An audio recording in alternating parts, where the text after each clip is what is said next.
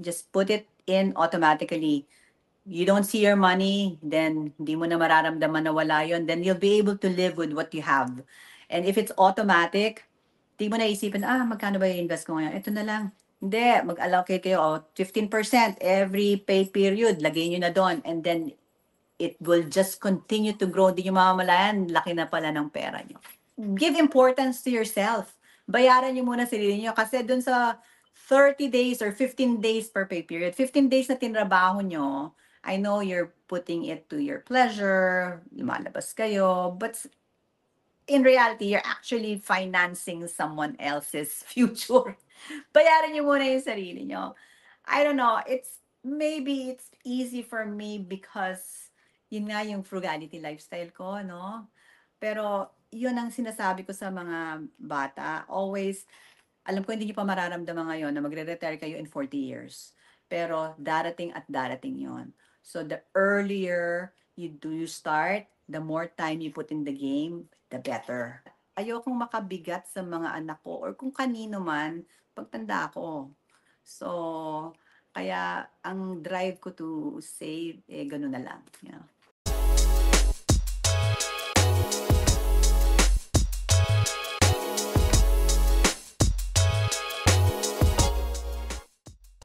Yeah. Yeah. So, maganda yung sinabi mo, no? Like, sa index fund, Vanguard, wag ma-discourage pagka may dip. Consistently, just put money or automate that money, dollar cost Automate. averaging.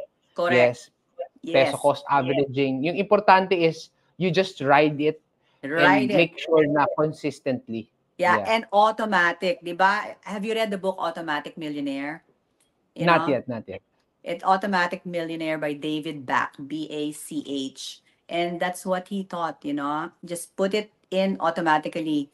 You don't see your money, then hindi mo na mararamdaman na wala yun, then you'll be able to live with what you have. And if it's automatic, di mo naisipin, magkano ba i-invest ko ngayon? Ito na lang. Hindi, mag-allocate kayo, 15% every pay period, lagay nyo na doon. And then, it will just continue to grow. Di nyo mamamalayan, laki na pala ng pera nyo. Yeah, the problem kasi sometimes generally is baliktad inverse. Enjoy, kung ano matira. O sige, ito sa investment. Yes, Wherein, oo. what should be is invest Pay, first, your pay goals first. yourself. Pay yourself Yes, first. Yes, you have yes. to pay yourself first. How do you battle that? Kasi ang daling sabihin pero there are people who are watching. Oh, lagi ko napapanood si Ate G or Stock Smarts, pay yourself first, invest. Pero in reality, hindi siya madali. Any practical advice para unahin yung sarili mo and your goals at hindi yung mga lakad, labas, restaurant. They gotta have an appreciation of the future And hindi madaling gawin yon yung pay yourself first. Pero ang like ko iniisip, mas mahirap siguro kung wala akong magiging enough savings pag tumanda ako. And tsaka isipin nyo, if you're not paying yourself first, then you're paying other people first. You're putting your money there. Parang kawawa ka din, di ba? So, give importance to yourself. Bayaran nyo muna sarili nyo kasi dun sa 30 days or 15 days per pay period, 15 days na tinrabaho nyo, I know you're putting it to your pleasure, lumalabas kayo, but in reality, you're actually financing someone else's future. Bayaran nyo muna yung sarili nyo. I don't know, maybe it's easy for me because yun nga yung frugality lifestyle ko, no? Pero yun ang sinasabi ko sa mga bata. Always, alam ko hindi niyo pa mararamdaman ngayon na magre-retire kayo in 40 years. Pero darating at darating yon. So the earlier you start, the more time you put in the game, the better. Susunod ba sila? I mean, grudgingly, they will follow just so sumunod sila sa mami nila, pero they will not put a lot. Kaya, pag every 6 months, tinatawagan ko sila, nagdagdag ka na ba ng 1% sa retirement mo? Siguro makulit din ako, pero that's how I'm wired. Lagi, tatakot akong maghikahos. So, ipon na lang ako ngayon. Tsaka ayokong makabigat. Ayokong makabigat sa mga anak ko or kung kanino man pagtanda ko. So, kaya ang drive ko to save, gano'n na lang. Yeah, I'm sure your children appreciate yung I hope diligence and so. focus mo sa kanila. Sana, I hope I hope so. so. Kung hindi, down the road. Kasi minsan hindi nila naintindihan eh. But you're Oo. setting them up for success and not Hope. being dependent.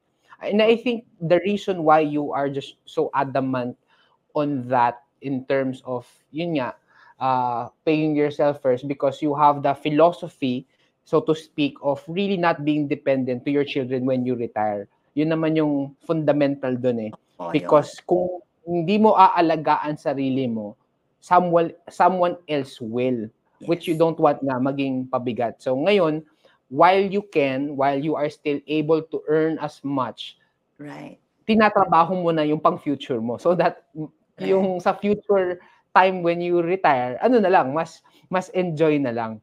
Correct, oo. Tsaka hindi lang 'yun, hindi lang sa pera, sa pangangalaga din sa sarili natin, sa health natin, 'no. It's important that we take care of ourselves, remove the stress in our lives, physically do exercise, mentally, be mentally healthy as well. Kasi, 'pag nagkasakit tayo, may pera nga tayo, pero kung may sakit naman tayo, then di mo na ma-enjoy. And then, kung may sakit na tayo, then di na natin maalagaan sarili natin.